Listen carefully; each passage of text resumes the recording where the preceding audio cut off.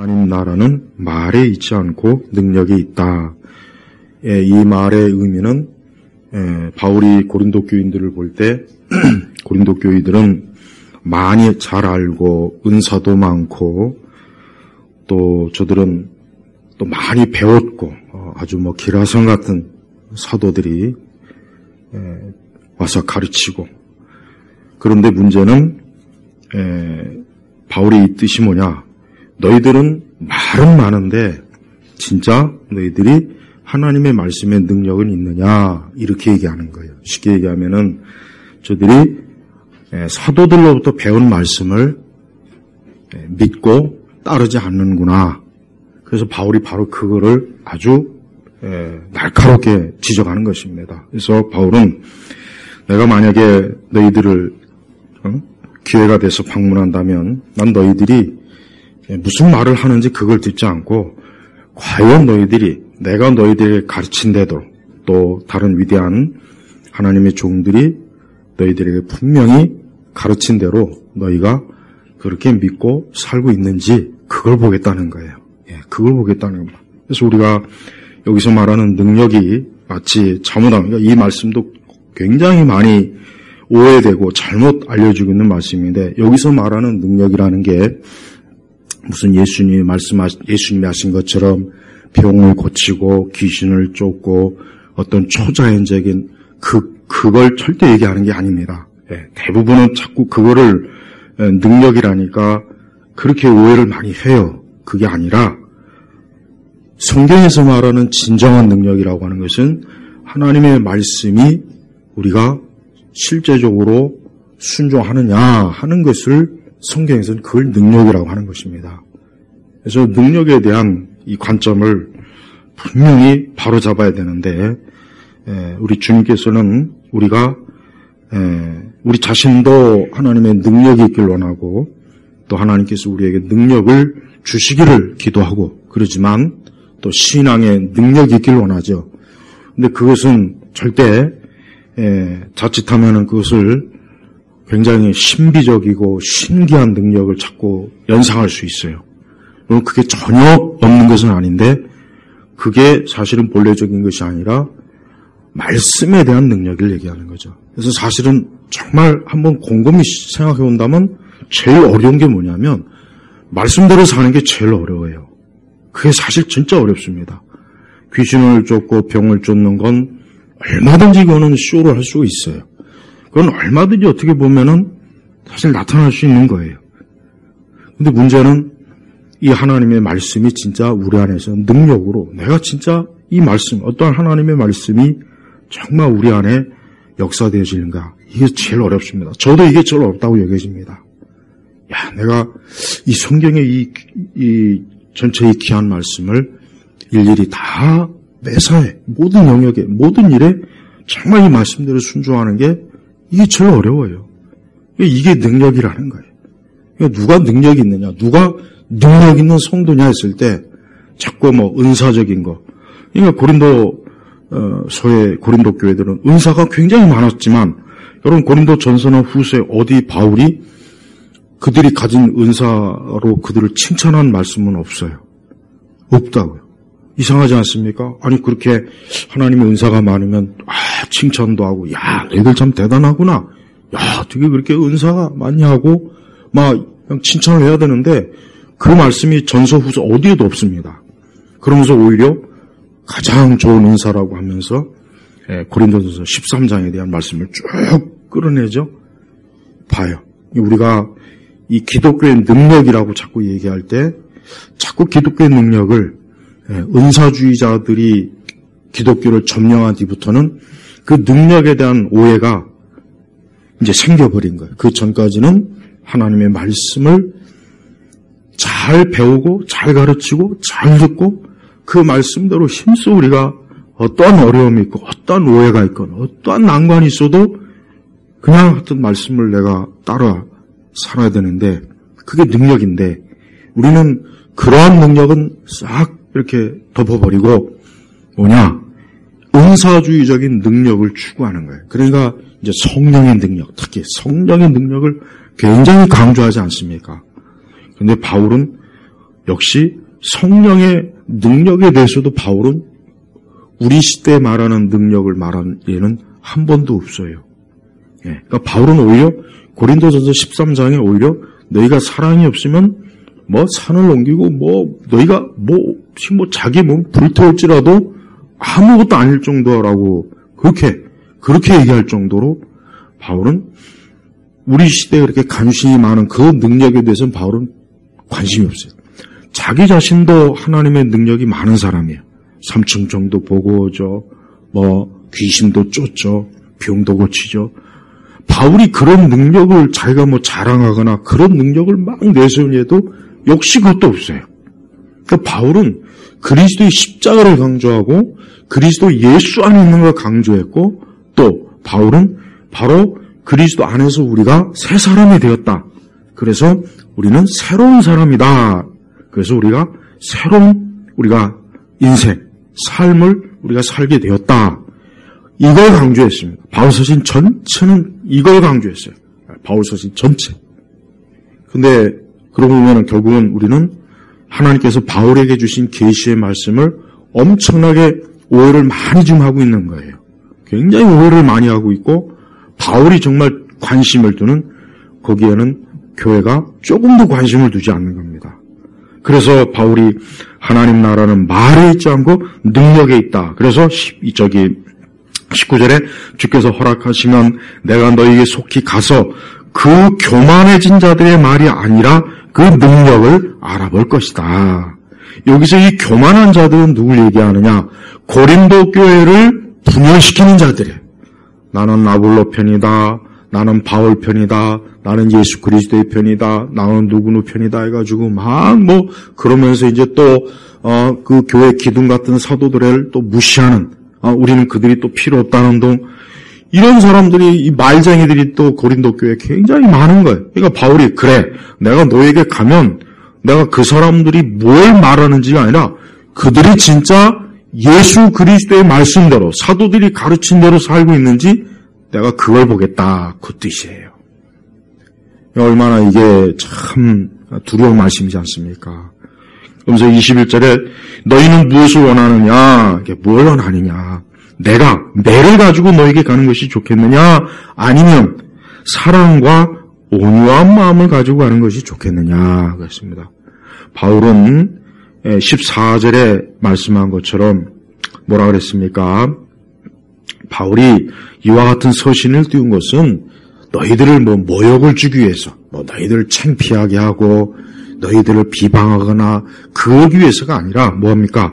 나의 사랑하는 자녀들에게 하듯 훈계. 그러니까 그리스도의 선한 좋으신 말씀대로 훈계하려고 합니다. 그러면서 15절에는 더 바울이 고린도 교인들에 대해서 얼마나 애정이 많은 아버지와 같은 심정으로 뭡니까? 그리스도 안에서 너희에게 10,000명의 가정교사가 있더라도 아버지는 많지 않으니 내가 그리스도 예수님 안에서 복음으로 너희를 낳았다 그랬습니다. 그러니까 바울은 그 고린도 교인들에게 자기가 아버지와 같은 그냥 단순한 가정교사는 돈을 주고받고 하면서 가르치는 거예요. 그러니까 가정교사는 뭡니까? 가정교사는 이익이 있으니까 가정교사를 하는 거죠. 그러나 아버지가 언제 자식한테 돈 받고 가르칩니까? 그런 아버지가 세상에 어디 있어요? 없어요. 그러니까 아버지는 자녀들을 위해서 희생을 하고 자녀들을 위해서 모든 걸 쏟아붓고 아버지라는 존재는 그런 거거든요. 바로 그거예요. 그러니까 바울은 진심으로 고린도 교인들을 걱정한 거예요. 염려한 거예요. 저들이 정말 그리스도의 말씀대로 교회 분당을 짓지 않고 교만하지 않고 또 사도들의 가르침을 잘 받아서 교회를 잘 세워나가기를 바울은 원하는데 근데 바울이 이 고린도 교회에 자꾸 안 좋은 말이 지금 들리니까 안 좋은 말. 교회 안에 파당이 있다, 분당이 있다, 파벌이 있다. 교회가 자꾸 서로 싸운다, 서로 비방한다, 욕한다. 이런 말들이 자꾸 들어오니까 지금 고린도 교회가 이게 안 되겠구나. 저들이 많이 배우고 은사도 많고 아주 특출난 그 정말 신약교회 그 사도들이 세운 교회들 중에 아주 특출난 대단한 교회지만 그러나 열매는 없었던 거예요. 열매가 없었던 거예요. 그러니까 우리는 이 부분에 있어서 우리는 오늘 이 말씀이 바로 우리에게도 그대로 적용하는 것입니다. 하나님께서는 우리를 하나님의 자녀로 세우셨어요. 그러니까 우리 그리스도인들은 노예의 마음을 가지고 하나님 앞에 나오면 안 돼요. 노예의 마음. 내가 뭘 잘하고 못하고 하니까 하나님께서 그런 마음이 아니라 자녀의 마음을 가지고 나와야 돼요. 자녀. 하나님은 나의 아버지다. 하나님께서 나를 사랑하신다. 하나님께서 나를 돌보시고 또 때때로 내가 잘못하면 징계하신다. 책망하신다. 또 하나님께서 우리를 매사에 세심하게 우리가 하나님의 앞에서 바른 신앙을 가지도록 훈계하시는 분이다. 훈계. 그래서 14절에 보면은 나의 사랑하는 자녀들이 하듯 훈계하려는 것이다. 저들은 훈계 받아야 될 필요가 있는 거예요. 훈계를 받지 않으면 안 돼요. 분기가 너무 더우니까 좀 이렇게 살짝 온도를 좀 낮춰봐요. 확 꺼도 돼요. 꺼도 되고. 예. 훈계. 오늘 현대 기독교가 사라진 게 뭐냐? 이 훈계가 사라져요. 훈계가 사라진 교회. 훈계가 사라진 기독교는 사실 그 교회는 오래 못 갑니다. 그 교회는 기독교의 진리에서 반드시 패배해요. 무너지게 돼 있어요. 그래서 성경은 우리가 보면 알겠지만 성경은 하나님의 훈계로 가득해요. 구약 성경을 보십시오. 얼마나 가득합니까? 구약 성경은 거의 전체가 다 그냥 선지서는 다 하나님의 훈계. 선지서는 뭐 처음부터 끝까지 선지자들을 통해서 하나님이 자기 백성들에 대한 책망이 굉장히 많습니다. 그래서 제가 수요일날 그랬잖아요. 그 선지서 설교는 잘 안 해요. 선지서 설교를 하기가 부담스러워. 맨날 처음부터 끝까지 훈계니까 이게 맨날 그냥 혼만 내는 거예요. 그냥 교회에서. 이게 부담스러워. 하기가 진짜 어려워요. 그러니까 중간중간에 뭐 이렇게 뽑아서 하지 처음부터 끝까지 하기가 참 어렵습니다. 왜냐, 그걸 훈계를 끝까지 잘 들을 수 있는 교인들이 없는 거예요. 훈계를 끝까지 잘 들을 수 있는 교인들.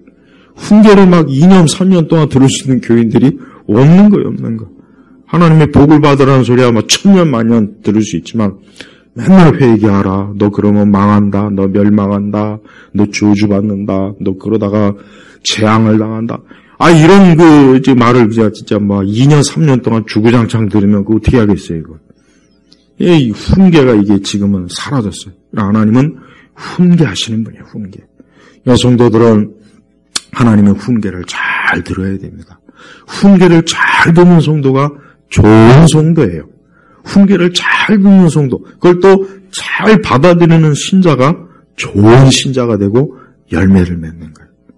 그래서 하나님이 훈계하시는 자는 하나님이 사랑하기 때문에 사생하는 훈계를 안 하잖아요. 사생하는 훈계를 안 해요.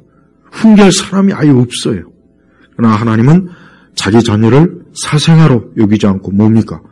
내 자녀다, 내 백성이다.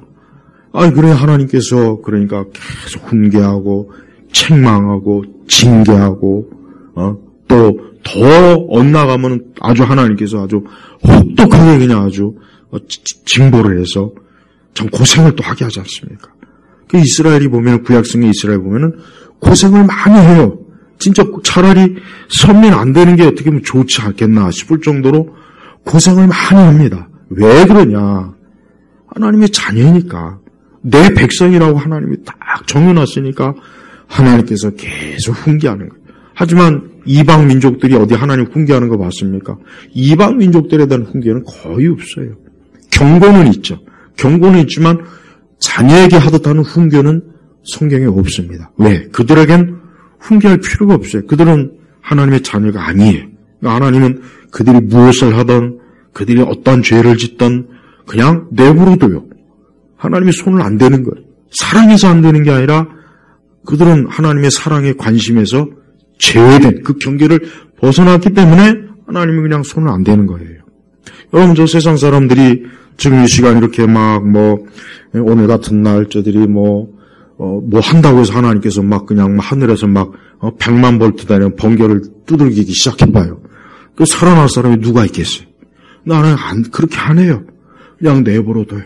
저들이 오늘 뭐 골프장을 가든 술집에 가든 저들이 뭐 자기 마음대로 인생을 쓰든 그냥 내버려둬요. 그럼 우리는 그걸 보고 야, 하나님께서는 왜 저들이 저렇게 아유, 하나님을 섬기지 않는데도 왜 저렇게 좋은 시간 보내고 좋은 곳에서 즐겁게 왜 저렇게 놔두실까? 왜 그렇게 놔두겠습니까? 한번 생각을 해보세요. 왜 놔두겠어요? 왜? 사랑하기 때문에 놔둘까요? 그게 아니죠. 저들이 저렇게 계속 놔두는 건 하나님이 저들을 더 이상 버린 거예요. 유기. 그냥 버린 거예요. 버린 거. 이게 무서운 겁니다. 이게 하나님이 버린 게 무서운 거예요. 그래서 성도들은 우리가 하나님 앞에 잘못했을 때 우리가 하나님의 훈계를 받고 징계를 받고 징벌을 받는 걸 기뻐해야 돼요. 오히려. 하나님은 날 이렇게 사랑하시는구나. 내가 이렇게 조금만 잘못하니까 또 벌써 하나님이 이렇게 금방 매를 치시는구나. 이게 얼마나 좋습니까? 그러니까 훈계에 대한 그런 생각을 가지고 있으면 오히려 훈계하는 걸 기뻐할 텐데 지금은 훈계를 듣기 싫어합니다. 훈계를 듣기 싫어요. 예.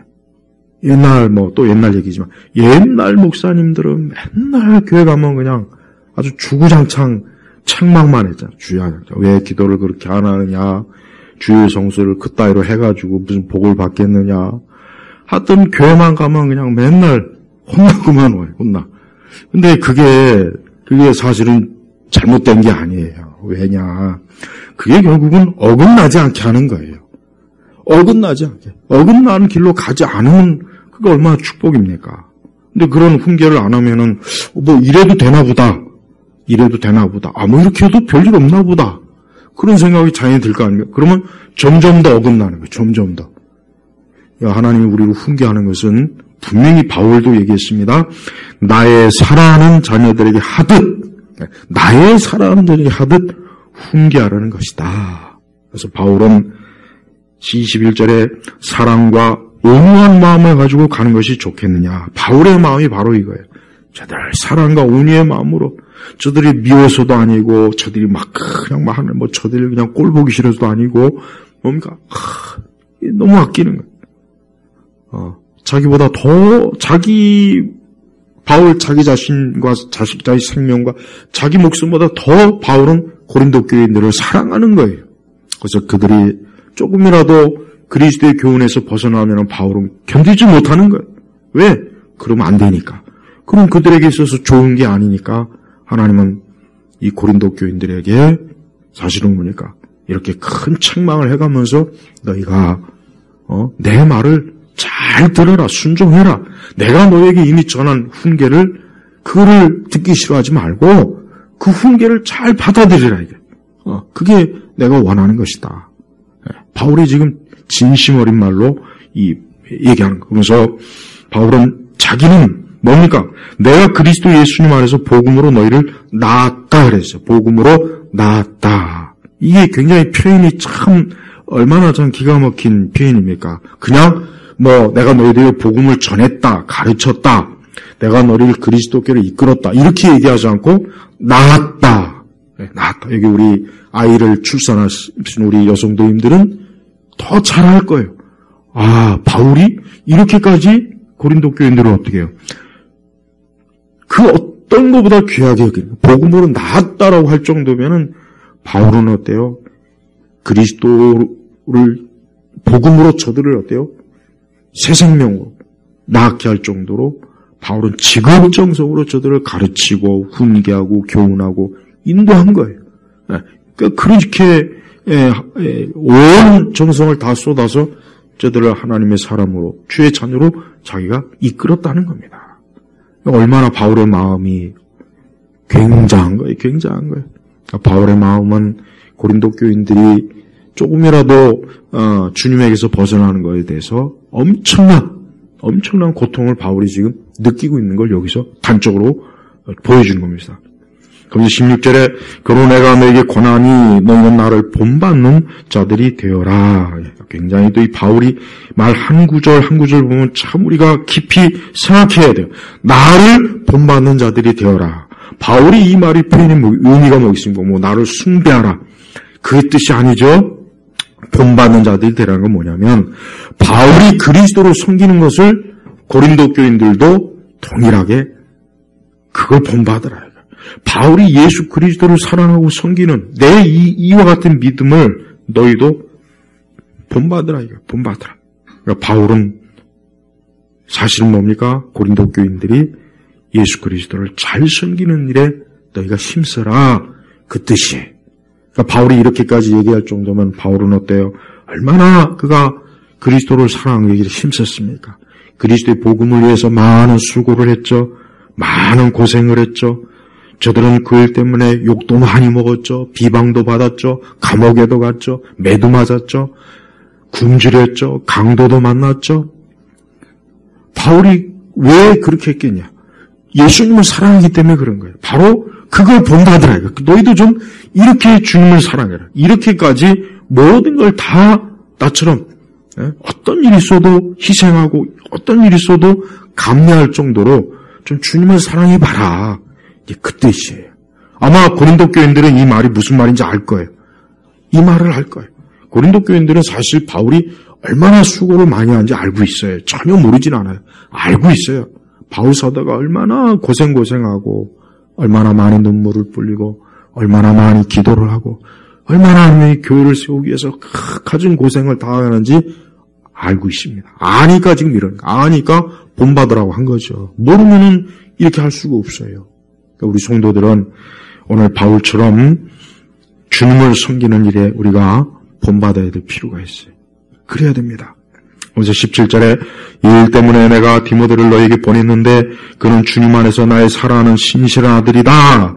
내가 각처의 교회에서 가르친 대로 그리스도 예수님 안에서 살아가는 나의 생활 방식을 그가 너에게 생각나게 할 것이다. 그러니까 바울은 현재 이 디모데는 바울의 사실 제자지만 마치 바울이 믿음의 아들처럼 바울이 양육한 그런 참 제자예요. 그래서 이 바울은 신실한 아들이다. 그러니까 믿을만하다. 이 바울을 보내는 것은 마치 바울 자신이 가는 것과 똑같은 그러한 상황, 그럴 정도로 어때요? 이 디모데가 그리스도의 말씀에 바울이 가르친 바에 신실한 거예요. 그래서 이 디모데가 너에게 가면은 내가 각처의 교회에서 각처 빌립보 교회, 고린도 교회, 갈라디아 교회 등등 각처 여러 그 당시의 교회에서 바울이 열심히 가르쳤죠. 근데 그 가르친 대로 그리스도 안에서 살아가는 나의 생활 방식을 그가 너에게 생각나게 할 것이다. 그러니까 바울이 예수 그리스도를 믿는 믿음이 어떻게 믿음 생활하는지 이 디모데가 그 고린도 교회에다가 가서 다시 한번 잘 가르치도록 다시 생각하도록 그렇게 하는 거예요. 그래서 바울은 이 고린도 교회 교인들이 그동안 우리가 이제 3장, 거의 4장 다 왔지만서도 이 고린도 교회 교인들이 그리스도 예수의 지혜를, 하나님의 지혜를 가지고 그 구원의 확신과 믿음 가지고 또 교회를 분열시키지 않고 파당을 짓지 않고 서로 분당하지 않고 서로 마치 그러니까 서로 그냥 한 교회 안에서 서로 세력 다툼하지 않고 한 교회에서 한 주님을 모시고 하나의 교회가 되어서 서로 사랑하고 서로 아끼고 또 서로 겸손하게 그리고 무엇보다도 계속해서 복음을 전하는 일에 이 고린도 교회들이 힘쓰길 원하는 거예요.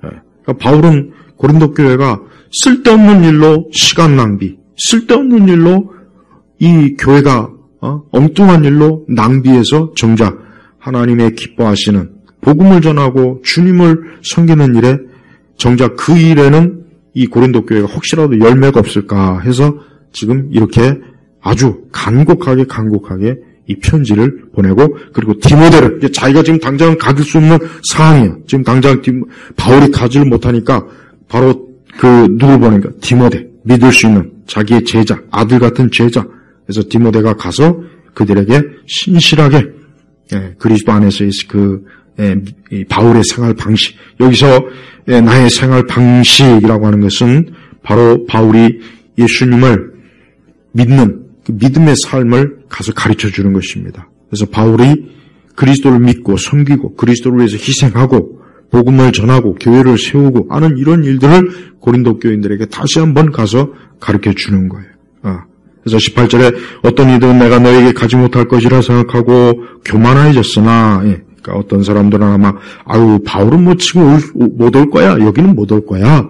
바울은 지금 여기 올 상황이 아니니까 못 올 거야 하고 마치 그냥 굉장히 바울이 올 수가 바울의 현 상황인 절대 올 수가 없겠지 하고 지금 그냥 아주 뭐라 그럴까, 바울이 온다는 생각은 꿈도 꾸지 않는 거예요. 하지만 그래서 바울은 주께서 허락하시면 그러니까 주의 인도하심이 있으면 어때요? 내가 너에게 속히 가서 그 교만해진 자들의 말이 아니라 그 능력을 알아볼 것이다. 그러니까 바울이 굉장히 경고한 거예요. 그러니까 바울이 이 디모데를 통해서 먼저 번 이 고린도전서의 서신을 먼저 보냈는데 이 가르침을 받아들이지 않고 계속해서 그 바울이 경고한 것, 하지 말라고 한 그 짓을 계속 만약에 하고 있다면 내가 그들이 어떻게 그리스도의 말씀에 뜻대로 사는지 그걸 보겠다.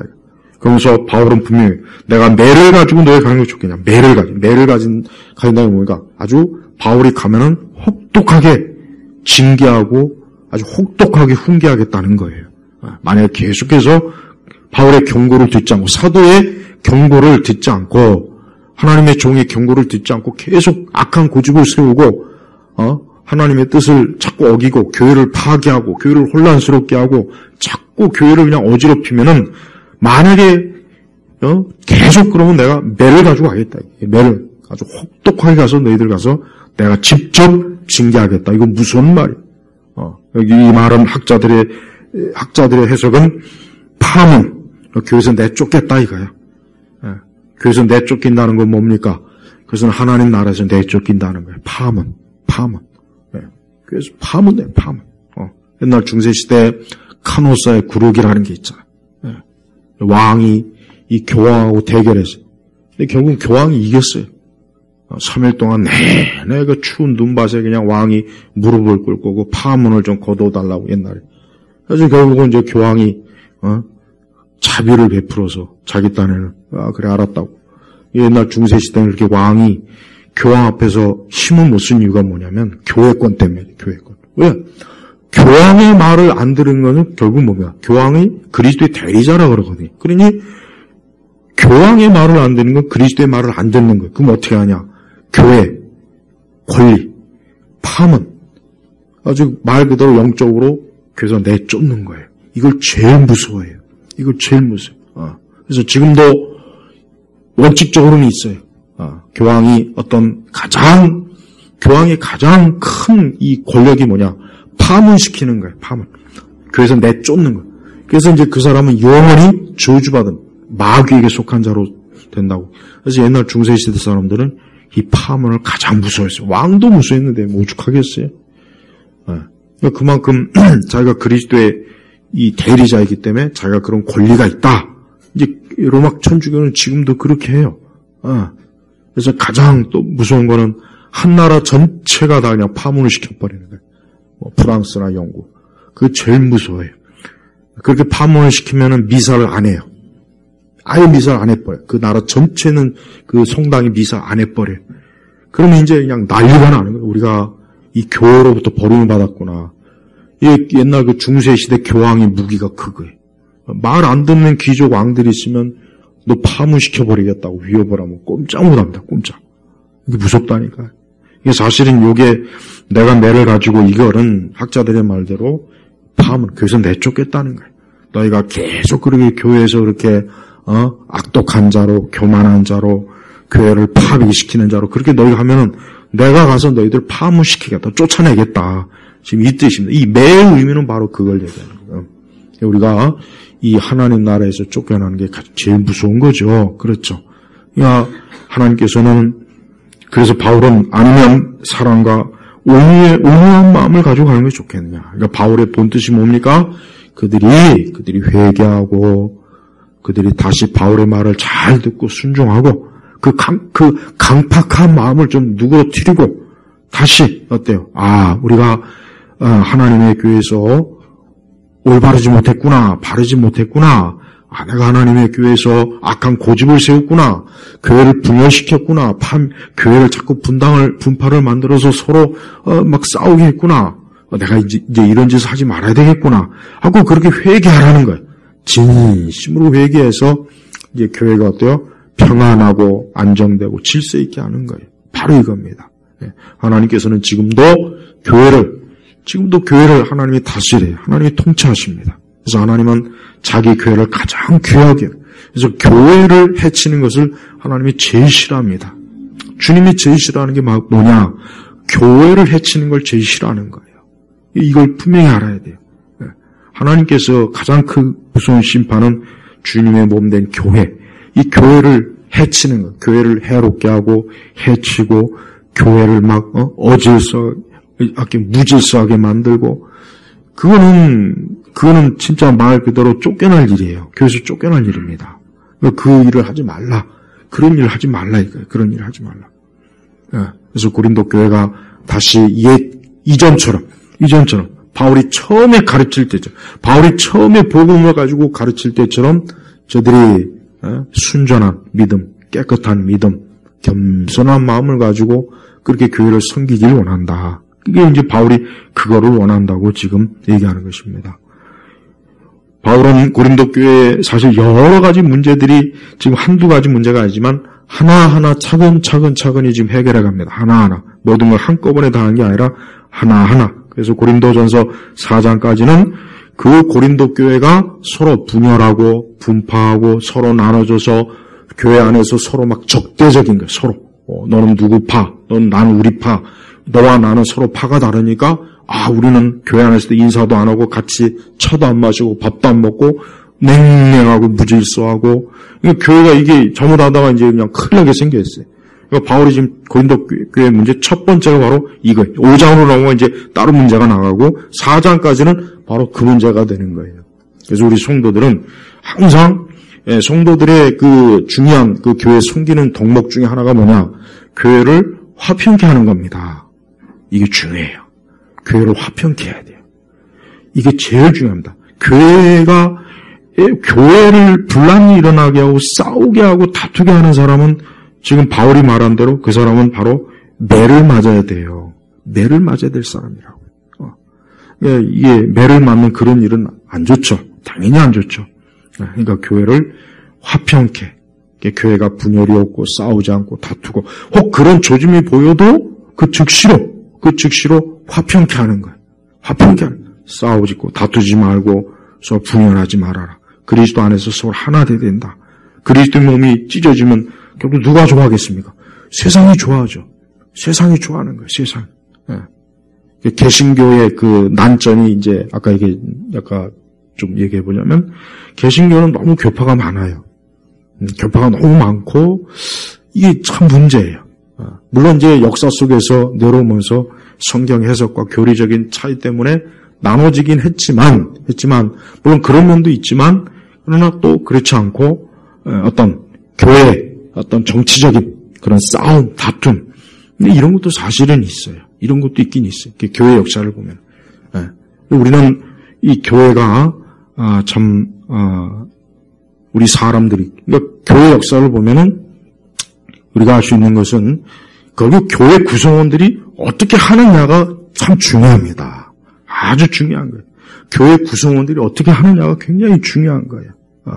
교회 구성원들이 교회를 잘 섬기려고 하면 그 교회는 분명히 좋아져요. 그러나 교회에 있는 성도들, 구성원들이 교회를 자꾸 싸우고 다투게 만들려고 한다면은 한도 끝도 없이 교회는 어때요?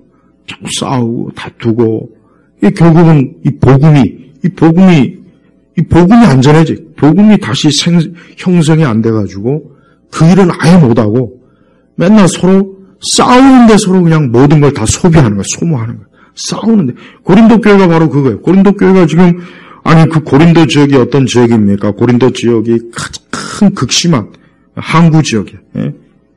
이 항구 지역은 원래 이렇게 우상도 심하고 미신도 많고 상태가 안 좋다고. 그럼 거기서 고린도 교회가 지금 해야 될 일이 뭐겠습니까? 하나님께로 받은 그 좋은 은사를 빨리 복음을 전해야죠. 그 지역에 빨리 그 하나님 믿지 않는 불신자들에게 복음을 전해서 빨리 교회로 끌어와야 되는데, 아니 그 일은 안 하고 자기들끼리 싸우고 있으니 거기서 무슨 복음이 전해지겠냐고요. 복음이 안 전해지죠. 안에서 싸우는데 바깥에 복음을 전할 여력이 어디 있겠어요. 그래서 마귀는 교회가 싸우게 만드는 거예요. 교회가 싸우게 만들어요. 진리 문제 갖고 싸우면 괜찮아요. 진리 문제 갖고 또 안 싸우죠, 지금은. 지금은 또 진리 문제 갖고는 아예 안 싸워요, 아예. 아예. 진리 문제 갖고 싸우는 거를 내가 본 적이 없어요, 본 적이 없어요. 본 적이 없다고. 이게 그만큼 교회가 진리가 관심이 없는 거예요, 또 한편으로. 진리 문제 갖고 안 싸운다는 의미는 뭐냐? 교회가 하나님의 진리에 대해 관심이 없는 거예요. 관심이 없고 무지하니까 이런 거 가지고 굳이 싸울 일이 없어요. 우리 성도들은 그런 면도 잘 알아야 돼요. 교회가 또 마냥 평안한 것도 좋은 게 아니에요.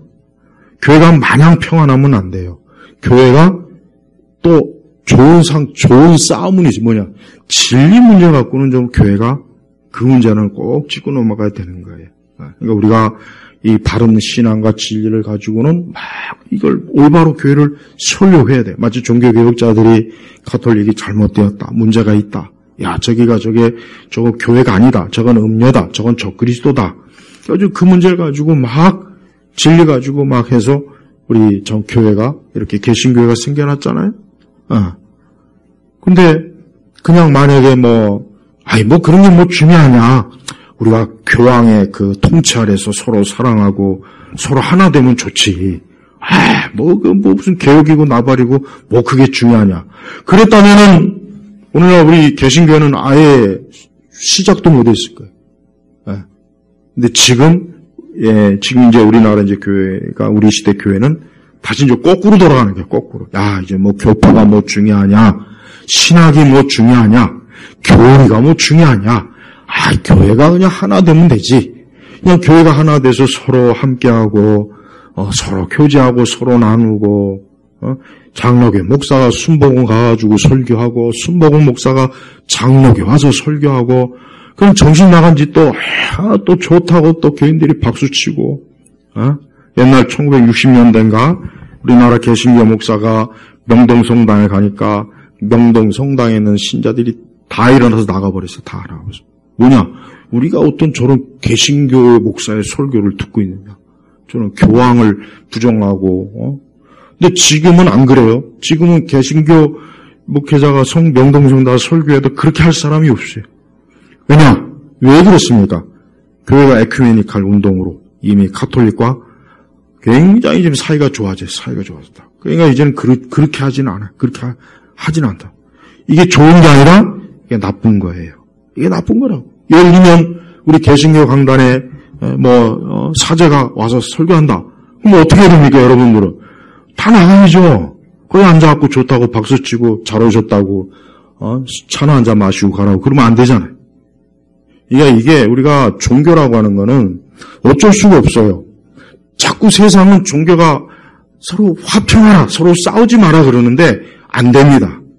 기독교 우리 진리 입장에서는 할 수가 없어요. 그렇게 하면 그건 배도예요, 배교. 영적 음행이라고요.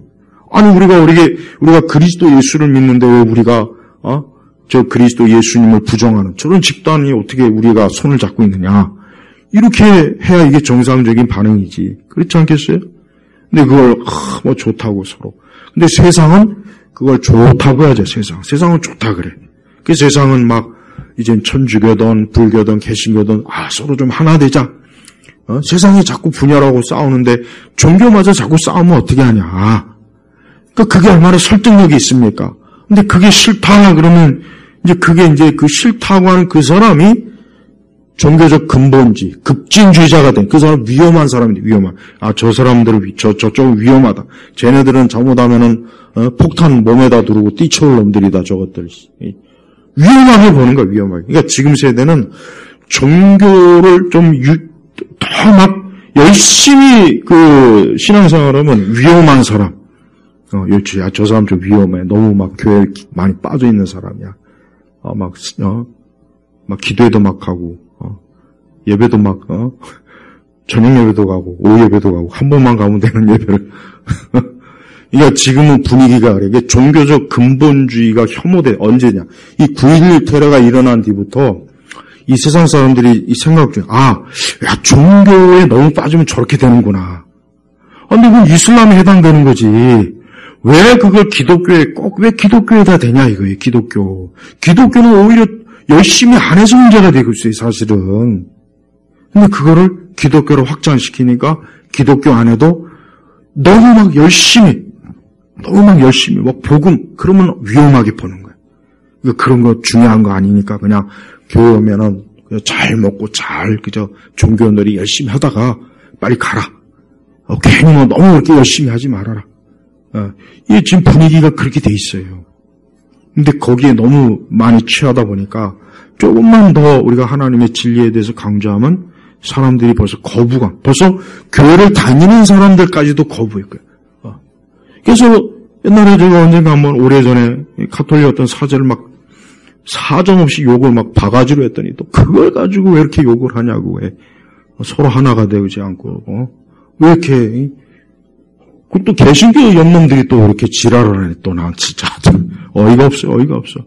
가톨릭에서 욕을 하면 내가 충분히 이건 어떻게 개신교도들이 더 난리예요. 가톨릭이 교황이라고 하면은 가톨릭 교도들보다는 개신교도들이 더 난리를 친다니까. 왜 어떻게 그런 험악한 말을 하느냐는 또. 지금은 그렇습니다. 분위기가. 지금 그렇다니까요. 이런 상황에서 우리가 어떤 복음에 대해서, 진리에 대해서 날카롭게 명확하게 하면은 다 거부감. 그러니까 그런 거부감을 싫으니까, 그런 거부감의 반응이 역시 부담스럽고 싫으니까 너무 이렇게 하면 안 되겠구나. 나도 좀 유순하게, 나도 부드럽게, 그냥 좋은 게 좋은 거지. 이런 거 가지고 싸움도 안 되겠다. 논쟁도 하지 말고, 그냥 내 믿음, 너 믿음, 서로 각자 다 좋은 믿음. 이 분위기가 이래요. 이러면은 결국은 어때요? 교회가 무너지는 거예요. 그럼 교회가 다 가라앉는 거. 그럼 이게 영적으로 잘못되는 거라고요.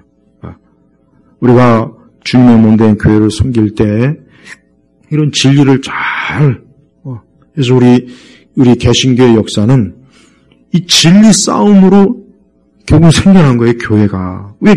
그걸 딱 보면, 역사를 보면은, 교회가 진리 싸움으로 개신교가 생겨났는데, 어떻게 교회가 진리 싸움을 안 할까? 왜 진리 싸움을 안 하고 왜 저렇게 서로, 하나가 되자. 자꾸 하나가 되자. 그게 완전히 그냥 뇌리 속에 싹 박혔어요. 목회자나 일반 신자들이나 확 박혀버렸다고요. 이런 마당에 좀 더 교리와 진리에 대해서 날카롭게 좀 얘기하면, 있는 그대로, 날카롭 것도 아니에요. 원래 있는 그대로 얘기하는 것 가지고도 그거 아주 과격하다. 너무 배타적이다. 그건 너무 좀 심하다. 근본주의다. 이렇게 낙인을 찍어버리니까, 이러니까 이제 그런 게 부담스러우니까 이제 그런 걸 안 하는 거라고요. 안 하는 거예요. 그냥 부드럽고 유순하게. 그냥 좋은 것만 얘기해, 좋은 것. 특히 좋은 것만 자꾸 얘기해서 사람들에게 거부감이 줄 만한 것은 싹 그냥 제거버려. 결국은 그렇게 가면은 결국 예수님의 십자가도 거북하다. 예수님만이 구원자라고 하는 것도 좀 부담스럽다. 꼭 예수님만 믿어야 되겠냐. 여러 종교도 있고 여러 신도 있는데 꼭 왜 너희 종교만 그렇게 유난을 떠느냐. 그것도 잘 먹히잖아요, 지금. 그것도 잘 먹힌다고요, 지금. 그것도 잘 먹혀요. 굉장히 세상이 많이 변했습니다. 교회가 굉장히 많이 변했어요.